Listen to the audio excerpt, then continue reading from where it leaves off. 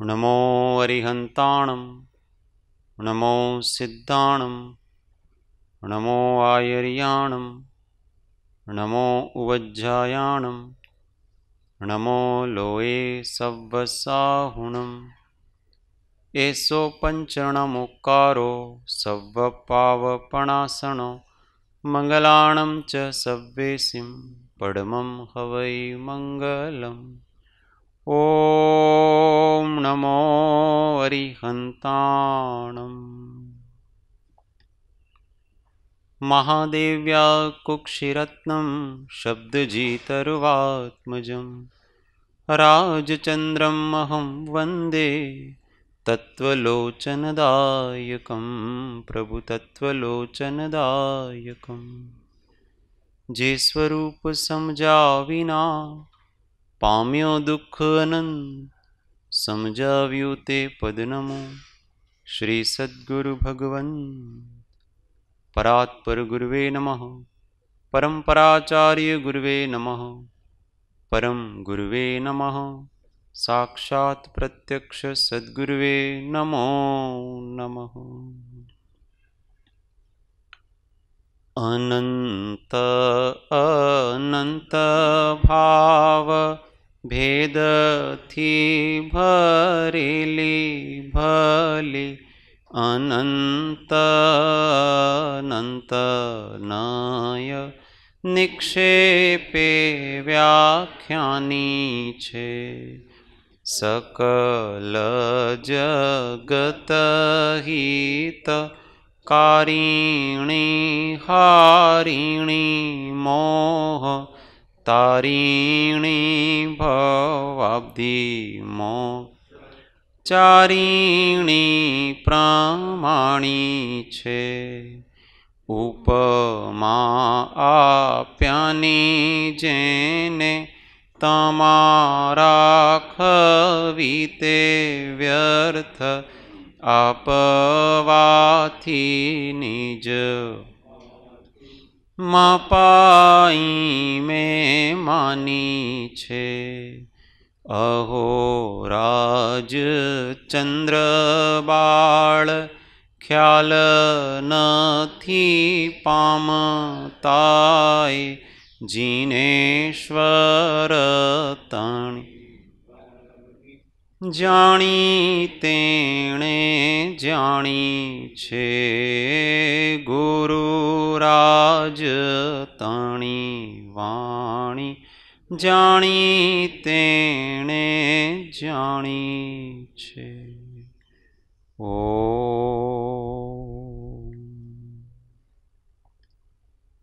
जय सद्गुरु वंदन जय जय। तत्वचर्चा में परम तत्वज्ञ श्रीमद राजचंद्र विरचित श्री आत्मसिद्धि शास्त्र गाथा 32 सौ साथे।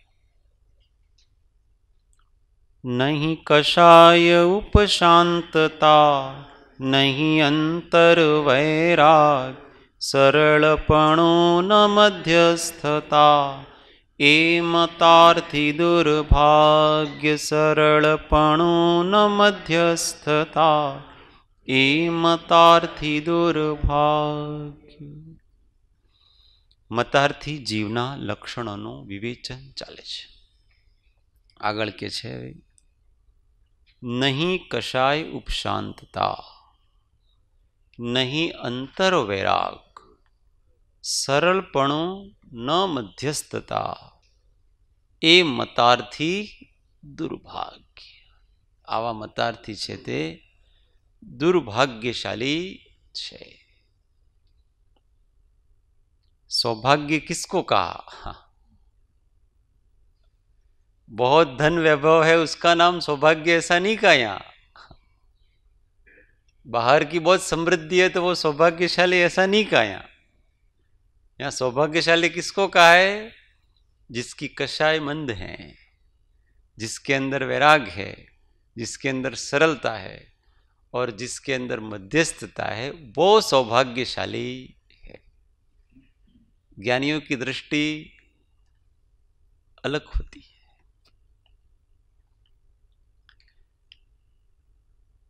એકવાર અમે સાહેબજી સાથે વોકિંગમાં જતા હતા, તો કોઈ ભરત ચક્રવર્તીની વાત નીકળી, ભરતજી ને બાહુબલી. તો ભાઈ ભરતજી આ કાળના સૌથી પુણ્યશાળી વ્યક્તિ, એવી વાત નીકળી. એટલે પછી સાહેબજી કીધું કે बाहुबली पुण्यशाली ज्यादा कि भरत जी पुण्यशाली ज्यादा?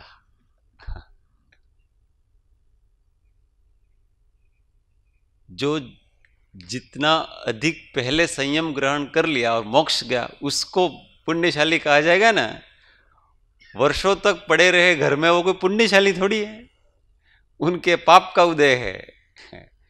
इसलिए पुण्य और पाप है वो बाहर की सामग्री के ऊपर डिपेंड नहीं है। तो वो यहां कहते हैं नहीं कषाय उपशांतता। कषाय जो आत्मशक्ति को क्षीण करे, कृश करे, ऐसे जीव के विकारी भावों को कषाय कहते हैं। तो जिनके कषायों की उपशांतता नहीं है, उपशांत का मतलब उपशब्द समीपतावाची है, निकटतावाची है। उप और शांत, जिसकी कषाय शांति के समीप नहीं है, शांत होने के निकट नहीं आई, अथवा शांत होने के अभिमुख नहीं है, बढ़ रही है, निरंतर वो बढ़ती जा रही है, तो वो दुर्भाग्यशाली है। ऐसा कहा।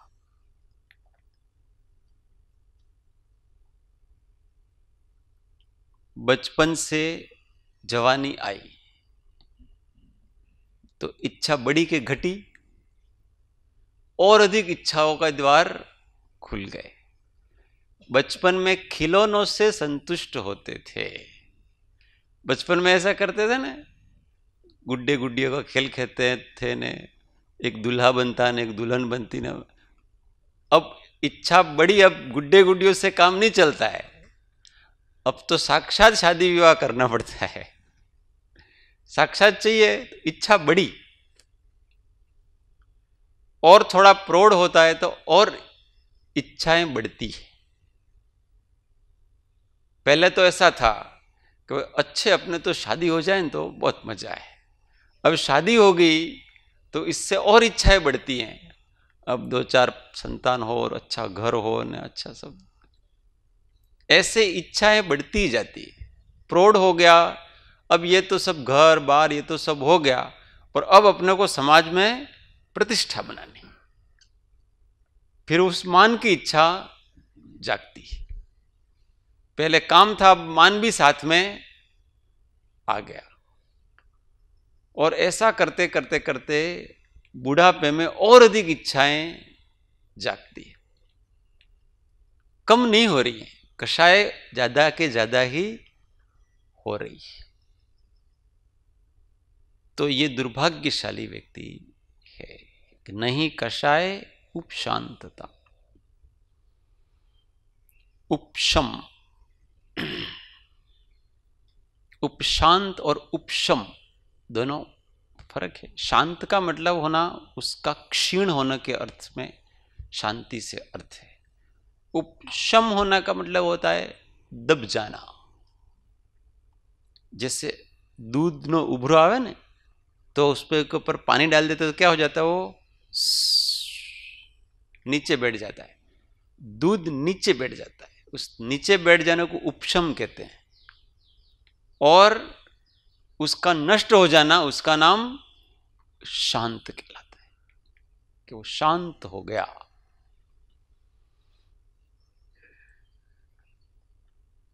तो अपने कषायों को उपशांत करने का प्रयत्न करना चाहिए। उपशम तो बहुत किया, उपशांत करने का प्रोसेस चालू नहीं किया।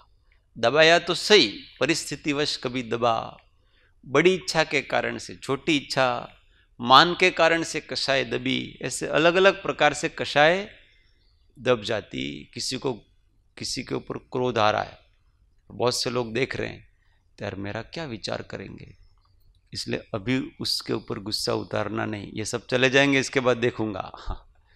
तो उसने उस समय तो रोक लिया। ऐसे कषायों को हमने लोक लाज से तो रोका है, बहुत बार रोका है, अनंत काल से रोका है, पर वो हमारे लिए अहितकारी है।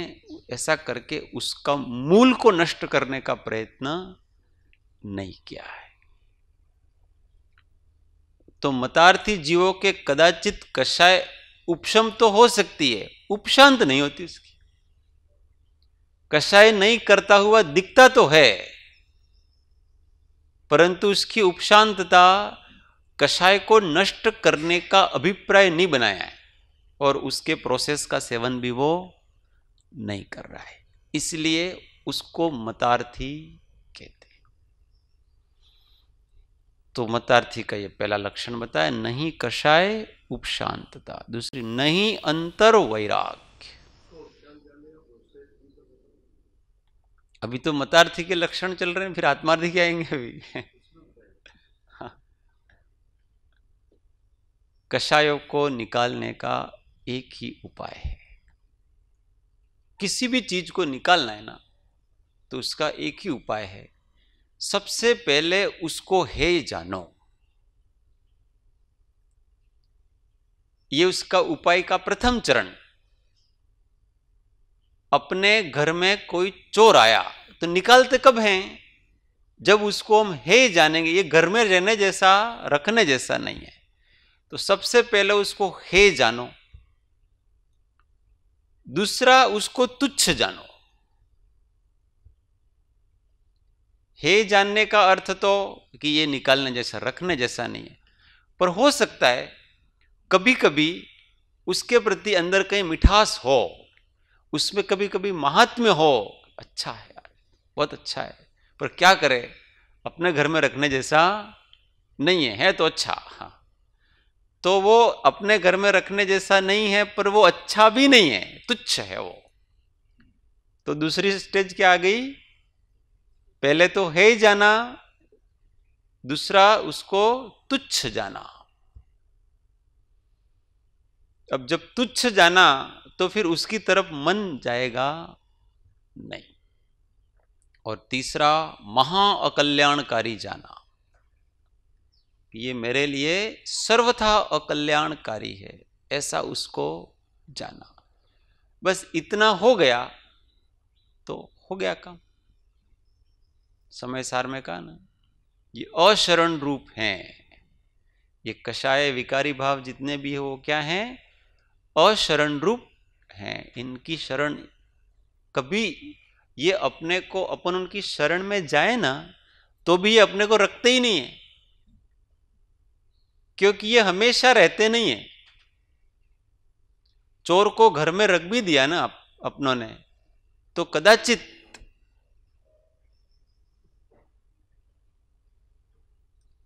आ जाओ अंदर, वो उनको भी आ जाने दो, क्या बात है, तो कोई बात नहीं, यहां से चले जाएं।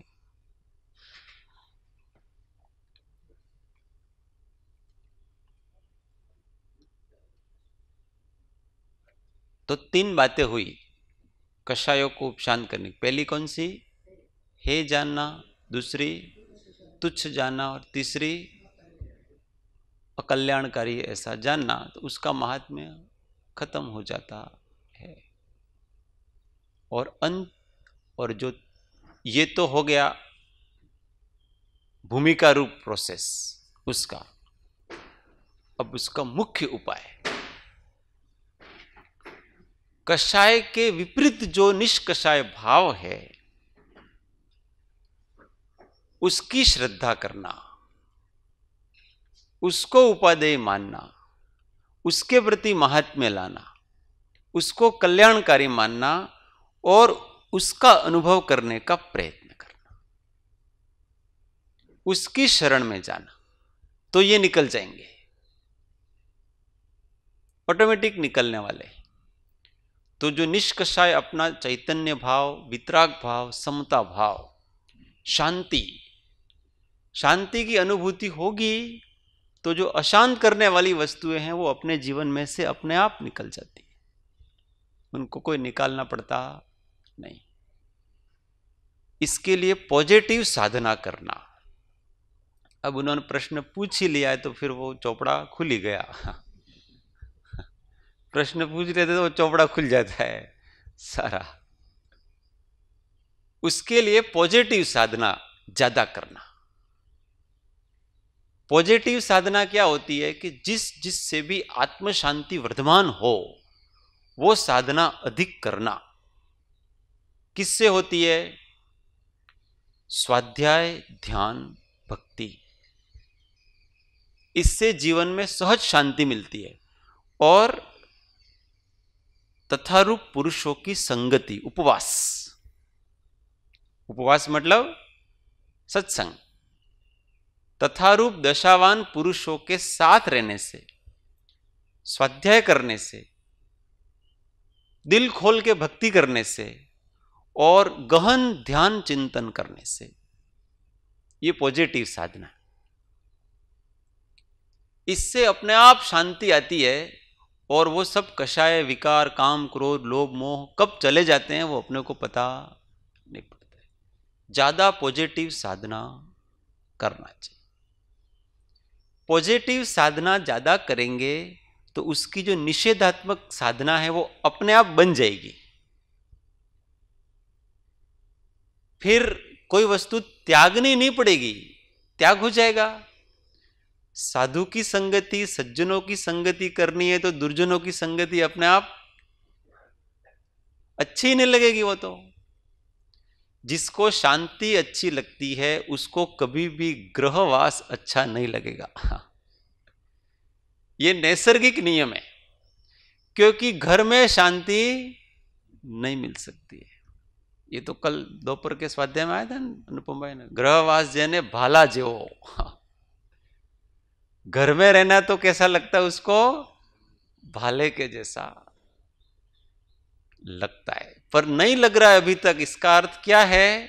घर में रहना जिसको अच्छा लगता है भाले जैसा नहीं लग रहा है, इसका अर्थ यह है कि अभी राग की मिठास है, संसार की मिठास है, इसलिए बच्चों के साथ रहना अच्छा लगता है, पोते पोतियों के साथ रहना अच्छा लगता है, और भी मित्रों के साथ, मिलने जुलने वाले का, सगे संबंधियों के साथ संबंध रखना अच्छा लगता है।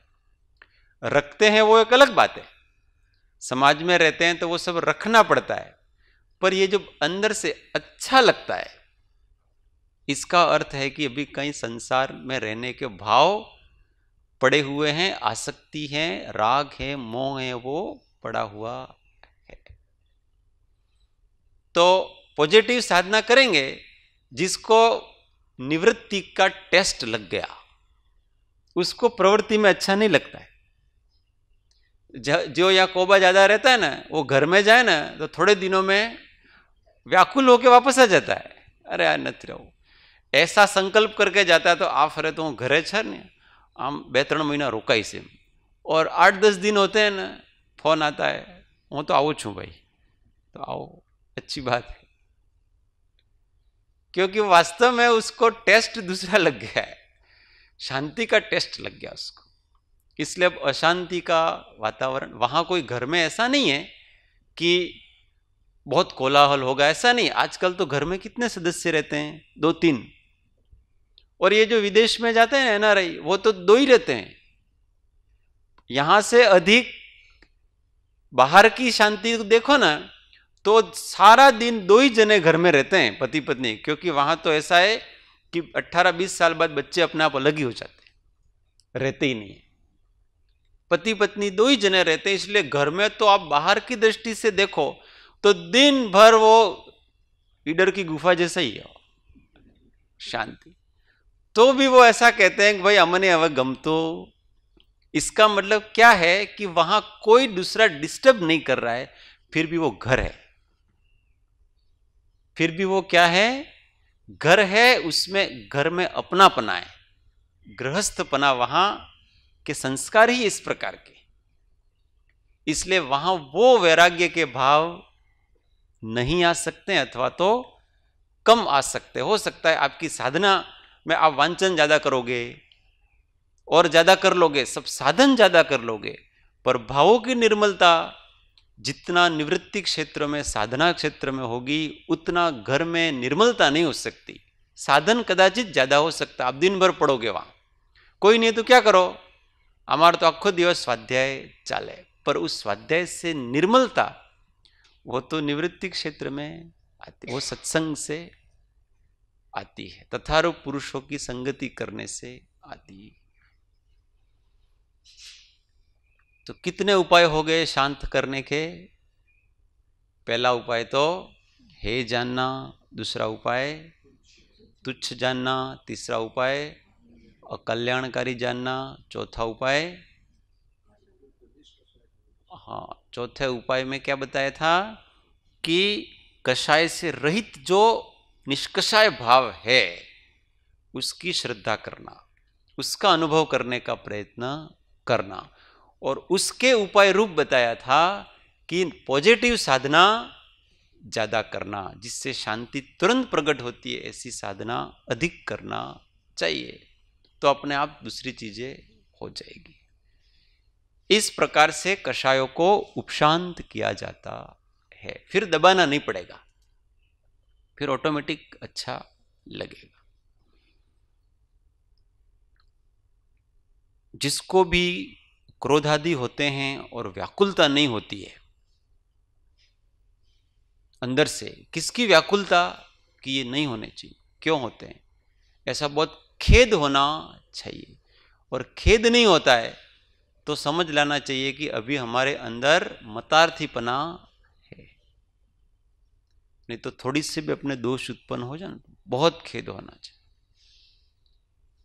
ये इतने विकारों में जीने से अच्छा है कि मैं मर जाऊं। कैसा होता है जीव को कि ये जो विकार आते हैं, क्रोध आता है, कभी मान आ जाता है, कभी माया आ जाती है, कभी तृष्णा आ जाती है, कभी ईर्ष्या हो जाती है, कभी द्वेष भाव हो जाता है, कभी किसी की निंदा हो जाती है, कभी पैशून्य हो जाता है, कभी अभ्याख्यान हो जाता है, ये सब हो जाता है। ये होता है तो ऐसा लगता है जैसे कि मैं मरा, इससे तो अच्छा मर जाना। अब ये कषाय सहन होते नहीं, ऐसी अवस्था आ जाए तो समझना कि वो अंदर से निकल रहे हैं। अब वो थोड़े दिनों के मेहमान हैं, अब धीमे धीमे, पर उन सब में निंदा कर रहे हैं और मजा आ रहा है, मत्सर भाव में मजा आ रहा है, क्रोध में भी मजा आ रहा है। तो मजा आ रहा है इसका मतलब समझना कि मतार्थीपना भी जीवित है। नहीं अंतर वैराग्य, जिसके अंतर वैराग्य नहीं, और वो भी कौन सा? अंतरंग वैराग। अंतरंग वैराग किसका नाम है? कि अपने सिवाय किसी और भी और वस्तु के अंदर विकल्प नहीं आए, चिंता नहीं हो, उसका नाम अंतरंग वैराग्य कहलाता है। कोई वस्तु अच्छी नहीं लगती है इसका नाम वैराग्य ऐसा नहीं है, पर उस वस्तु संबंधी हमको चिंता नहीं हो, विकल्प नहीं हो, उसका नाम वैराग्य है। तो घर में रहते हुए हम वैरागी हो सकते हैं। कब हो सकते हैं? जब हम निश्चिंत हो, विकल्प रहित हो, अपने ग्रह कुटुंब आदि से बहुत प्रभावित नहीं हो, तो हम वैरागी हैं। पर बहुत प्रभावित हैं तो फिर वैराग्य नहीं। दूसरे के उदय में हम आकुल व्याकुल हो जाते हैं तो वैराग्य की कमी है। घर में एक जना बीमार पड़ेगा तो सब बीमार पड़ जाते हैं मानसिक रूप से। अब सेवा करो वो बात अलग है, पर बार बार बार बार अभी शू थशे वो ही दिमाग में घूमता है बस दिन भर। तो इसका अर्थ है राग भाव बहुत बाकी, वैराग्य नहीं है। वैराग्य हो तो केवल व्यक्ति सेवा करता है, उसका जो होना है वो हो, उसकी चिंता नहीं है। पर जब तक मेरे सामने है, मेरा कर्तव्य ये है कि मैं उसकी सेवा करूं, बाकी उसके भवितव्य में जो लिखा हो वो हो, इसकी चिंता नहीं उसको जरा भी। जैसे स्वयंसेवक सेवा करने जाते हैं ना, सेवा कार्य करने के लिए, कहीं को भूकंप आ गया, कहीं क्या आ गया, तो वो सेवा करने जाते हैं और कैसे कैसे लोग मिलते हैं, किसी का हाथ कटाएं, किसी का पैर कटाएं, किसी का सिर कटाएं, किसी की क्या कटाएं, तो वो बहुत सेवा करते हैं। नर्स होती है, कैसी सेवा करती है, अपने घर वाले से भी अच्छी, परंतु वो उसके उदय से प्रभावित नहीं है, दुखी नहीं है वो जरा भी। अगर हम ऐसे रहें तो वैराग्य है, परंतु हम दूसरे के दुख से दुखी हो जाते हैं, दूसरों के हर्ष में हर्षित हो जाते हैं, दूसरों के सारे उदय अपने ऊपर ओढ़ लेते हैं, उसकी चिंताएं होने लगती हैं, विकल्प होने लगते हैं, तब तक अंतरंग वैराग्य नहीं। देखो राम का वैराग, राम जी को यूं कहा कि कल तुमको वन में जाना है, तो सारा महल ने, सारा अयोध्या है ना, वो विक्षोभ हो गया। वहां पर वो माताएं भी रोने लगी ने, पिताजी भी रो रहे हैं न, वो सीता जी भी रो रही है न, लक्ष्मण जी भी रो रहे हैं न, भरत जी को वहां उल्टे सीधे सपने आ रहे हैं न, अयोध्या के लोग हाहाकार कर रहे हैं न। राम जी, अच्छी बात है, जंगल में जाएंगे तो अच्छे अच्छे साधुओं की संगति मिलेगी, तपस्वियों का संग होगा, अपने तो अपने आत्मा का कल्याण भी हो जाएगा और पिता के वचन का पालन भी हो जाएगा। उनके चेहरे पर जरा भी विषाद नहीं, पिताजी रो रहे हैं, उनकी माता भी ऐसी रो रही है, परंतु विषाद की रेखा उनके, वो वैरागी है। इसका अर्थ ऐसा थोड़ी कि उनको प्रेम नहीं, प्रेम तो सबसे अधिक वही करते हैं सबसे, परंतु कभी किसी की चिंता नहीं करते थे, सेवा सबकी करते थे। विकल्प किसी का एक एक क्षण के लिए भी उनको यह नहीं हुआ कि मेरे पिताजी का क्या होगा, मेरी माताजी का क्या होगा, ये सब कुछ भी नहीं हुआ उनको, विकल्प जरा भी चिंता नहीं, क्योंकि अंदर तत्व ज्ञान है। जिसकी जो परिणति जिस काल में जिस प्रकार से होने वाली है, उस द्रव्य की परिणति उस काल में उस प्रकार से होगी। वर्तमान में मुझे मेरा कर्तव्य निभाना है, मेरे पिताजी ने मुझे यूं कहा है कि तुमको वन में जाना है तो वन में जाना है, दैट्स ऑल। बाद में जिसको जो होना है वो हो, सब भगवान के भरोसे छोड़ा, जरा भी चिंता नहीं। और वहां जंगल में जाते हैं तो इनको याद नहीं करते रहते हैं, वहां जहां जाते हैं वहां उन लोगों के साथ घुल मिल जाते हैं, उनको अपना बना लेते हैं, और फिर ज्यादा अपने बन जाते हैं तो उसको भी छोड़ देते हैं। वो लोग रोते रहते हैं, वो हंसते हंसते निकल जाते हैं। वैरागी का यही लक्षण है कि वो जिनके साथ रहता है उनको जब छोड़ते हैं तो साथ रहने वाले रोते हैं, वो हंसता हुआ निकल जाता है, वो कभी दुखी होता नहीं है। इसका नाम वैराग। इसलिए राम जहां जाएं वहां लोग उनकी बहुत आवभगत करें। और क्या कि थोड़े समय में वो लागणी होते हैं ना, प्रेम तो खूब अंदर, बहुत घुल मिल जाते हैं अंदर से, और फिर वो जाते हैं तो सब रोते हैं। वो नहीं रोते हैं, वो प्रसन्न, क्योंकि वो तो किसी से भी लिप्त नहीं हुए। वो तो जैसे जल में कमल रहता है वैसा सबके साथ रहे, और फिर समय आए तो निकल गए। ये है वैराग। ऐसा वैराग्य जब तक नहीं हो तब तक मतार्थीपना होता है। क्यों? क्योंकि वो स्थान बदलता है, चिपकता जाता है, वहां हर जगह वो चिपक गया। पुण्य के योग से अथवा किसी भी योग से अभी कुछ और लोग मिले तो उससे चिपका, फिर कहीं और जाएगा तो उससे चिपका, फिर उधर जाएगा तो उससे चिपका, चिपक जाता है। और जब वो छोड़ता है ना तो उसको बड़ा कष्ट होता है छोड़ते समय। इसलिए कहीं पर भी चिपके नहीं अपन। पर इसका अर्थ ये नहीं है कि हमारे व्यवहार में शुष्कपना आ जाए, भावनाएं समाप्त हो जाएं। ऐसा बिल्कुल नहीं है। जब तक व्यक्ति सामने है पूरा दिल खोल करके उसके साथ रहो, पर अंदर से इसको एक दिन छोड़ना ही है।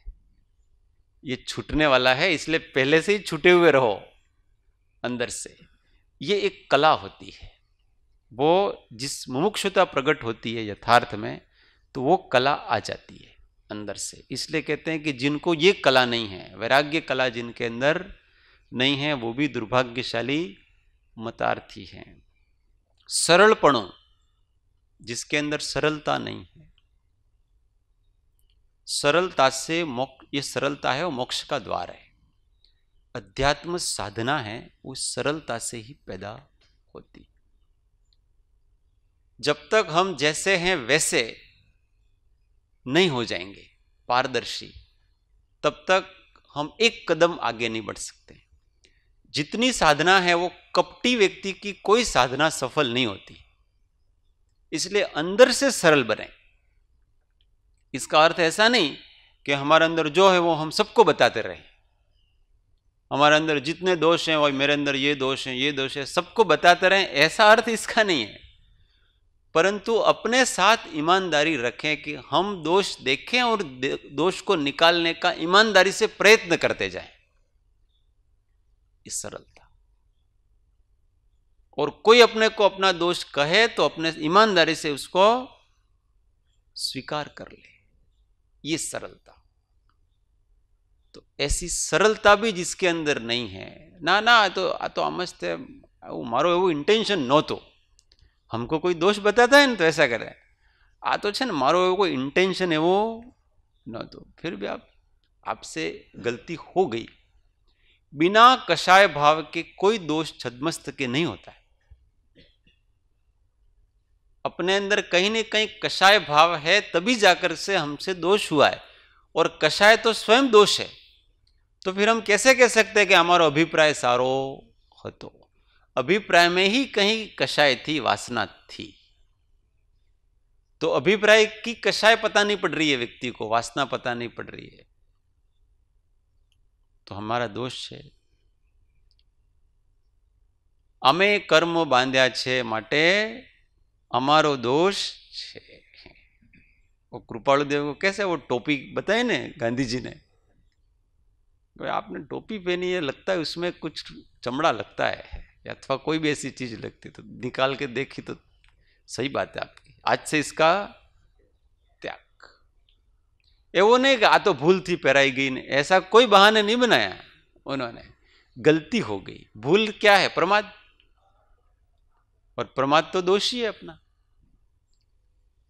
ऐसी सरलता होनी चाहिए, न मध्यस्थता। सरलता भी नहीं है और फिर क्या नहीं है? मध्यस्थता भी नहीं।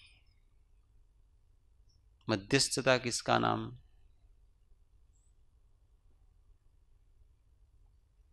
उपेक्षा भाव।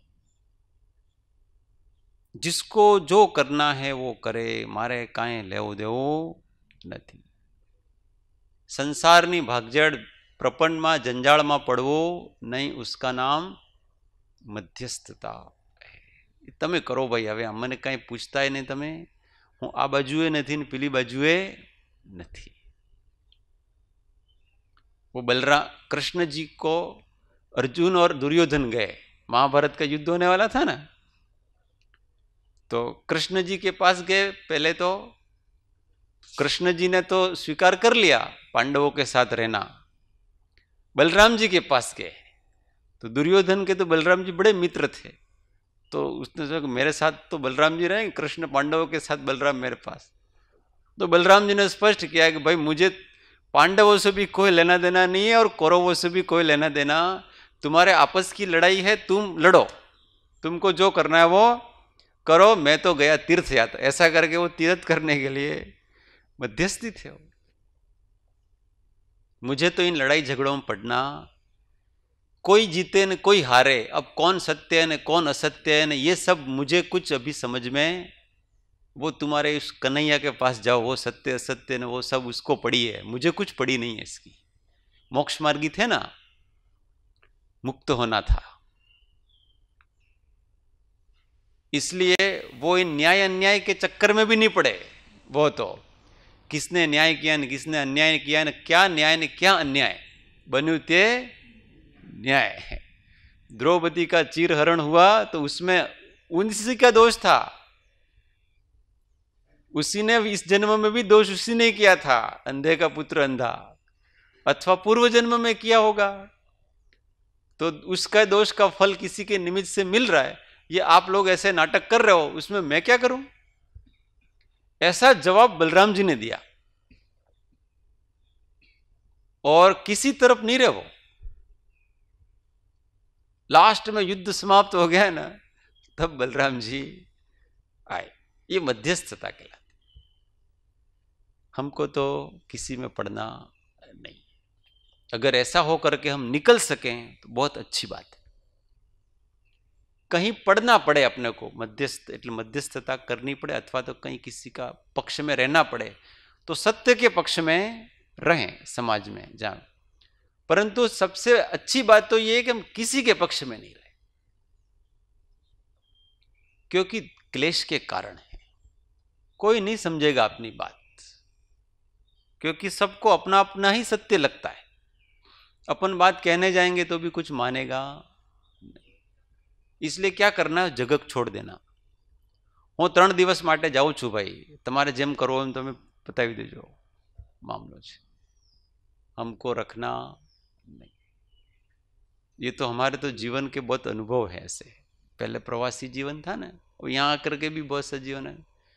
कभी ऐसे कोई कहता है पति पत्नी दो हो वगैरह, हमारे आमना साथे आम, अब वो उसका पक्ष बताता नहीं, ये इसका पक्ष बताता है। अब आप किसका पक्ष लो? और पति का पक्ष लो तो वो नाराज, भाभी जी नाराज हो जाते हैं। उसका पक्ष लो तो वो भाई साहब नाराज हो जाते हैं। તમે તો એમની જ વાત સાંભળો છો। फिर वो भाई साहब कहते हैं તમારે मरवो तो मरो, जीवो तो जीवो, मैं तो चला। हाँ, ऐसा करे तो ही सुखी हो सकता है व्यक्ति। ये इसका नाम मध्यस्थता है। तुम्हारा आपस का है और तुम आपस में निपट लो भाई, इसमें हमारा कोई कर्तव्य नहीं। ऐसा जीना पड़ता है। तो ऐसी मध्यस्थता अपने को रखनी पड़ती है। बहुत अधिक कहीं जंजाल में पड़ना ही नहीं। अपने बहुत सौ की रुचि होती है, जबरदस्ती पड़ते हैं। कोई पड़ोस में कुछ हुआ ना, भाई શું થયું તમારે, બેસો, चलो તમે आओ मारे पास है, તમે मारे बताओ તમારું શું છે, તમે ऐसा करके जबरदस्ती बैठता हो। रुचि है उसको, दूसरों को वकालत करने की रुचि पड़ी हुई है व्यक्ति की। तो मोक्ष मार्ग में पद रखा है, तो अब वो रुचियां समाप्त करो। वो तो ऐसा ही रहेगी दुनिया, कभी बदलने वाली नहीं। ये मतार्थी दुर्भाग्य, वो दुर्भाग्यशाली मतार्थी के लक्षण। लास्ट गाथा 33 सौ साथी। लक्षण कया मतार्थीना, मतार्थ जावा काज, हवे कहूँ आत्मार्थीना, आत्म अर्थ सुख साध। हवे कहूँ आत्मार्थीना, आत्म अर्थ सुख साध। लक्षण कया मतार्थीना, ये सब मतार्थी के लक्षण कहे। किस लिए कहे? मतार्थ जावा काज। ये अपने मत का आग्रह हो गया है, मन मोजीपना हो गया है, वो निकले उसके लिए हमने ये सब कहे हैं। किसी के मन दुख करने के लिए नहीं कहे हमने, किसी की आलोचना करने के लिए ये हमने नहीं कहे, किसी की निंदा आदि का भाव हमारे अंदर नहीं है, अथवा मैं बड़ा हूं बाकी सब छोटे हैं, ऐसा तुच्छता का भाव भी हमारे किसी के अंदर किसी प्रकार से नहीं है। केवल ये लक्षण जिसके अंदर भी हो वो निकाले और उसका भला हो, इसके लिए हमने कहे। हवे कहूं आत्मार्थीना, आत्म अर्थ सुख साज। अब मैं आत्मार्थी के लक्षण कहता हूं, मतलब जिसको आत्मार्थी का मतलब आत्मा का जिसको प्रयोजन है, आत्म अर्थी जिसको आत्मा का प्रयोजन है, मतलब जिसको आत्मा की उपलब्धि करनी है। आत्मा मतलब मोक्ष, मोक्ष मतलब रत्नत्रय, रत्नत्रय मतलब शाश्वत आनंद की प्राप्ति करनी है। उसको अब हम कहते हैं, और किस लिए? आत्म अर्थ सुख साज, अपने आत्मा के प्रयोजन के लिए, और आत्मा का सुख है उसको साज मतलब साधन आदि, उन सुख के साधन के लिए, अर्थात सुख को करने के लिए, आत्मार्थ रूप जो सुख है उस सुख की उत्पत्ति करने के लिए हम आत्मार्थी के लक्षण अब कहते हैं। उसको आप ध्यान से सुनो। जिसके मतार्थी के लक्षण गए हैं उसको आत्मार्थी के लक्षण अब थोड़ा प्रिय लगते हैं। तो अब अपने को मतार्थी तो मतार्थ चला गया, अब अपन कल से आत्मार्थी बनेंगे। तो अपन भगवान से प्रार्थना करते हैं अपने अंदर मतार्थी पने के लक्षण बुद्धिपूर्वक हो अथवा अबुद्धिपूर्वक हो, कहीं सूक्ष्म सूक्ष्म भी अगर रह गए हों तो अपने से निकल जाए।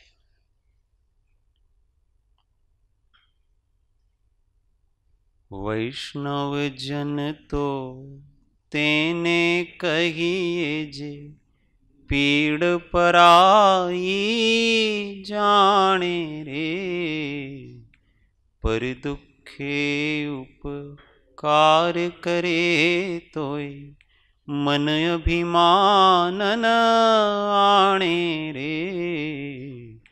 वैष्णव जन तो तेने कहिए।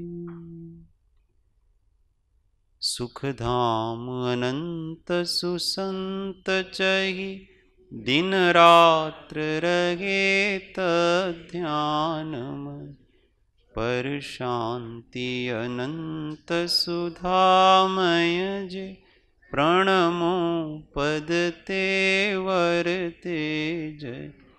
ओ प्रणमो पद ते वरते जय।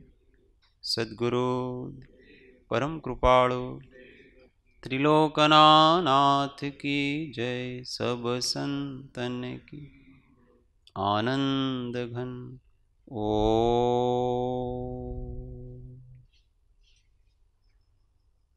सूत्र सौ साथे।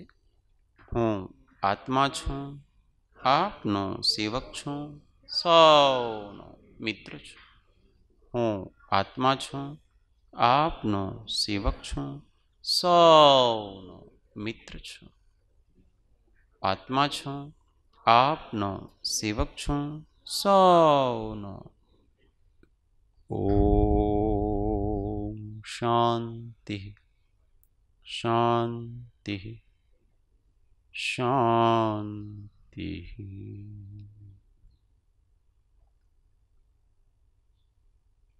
जय सद्गुरु।